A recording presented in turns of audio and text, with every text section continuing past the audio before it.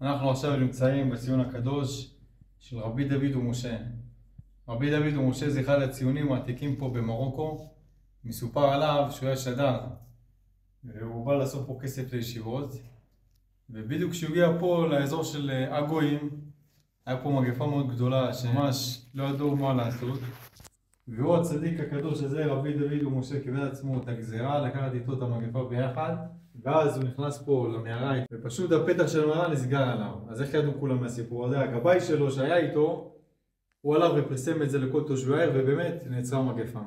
ארגון צמח שבי, הארגון הגדול בעולם, שאחראי על הפצת הזוהר באלפי עותקים, והכל חינם ללא כסף בכל העולם כולו. זכינו פה לשים נר לצדיק שדולק פה למשך חודשיים רצופות משמן זית, בזכות רבי שמעון בר יוחאי, רבי אלעזר בנו, יותם בן עוזיהו, זכות הרב רבי יאיש בן שמעון בן רוזי.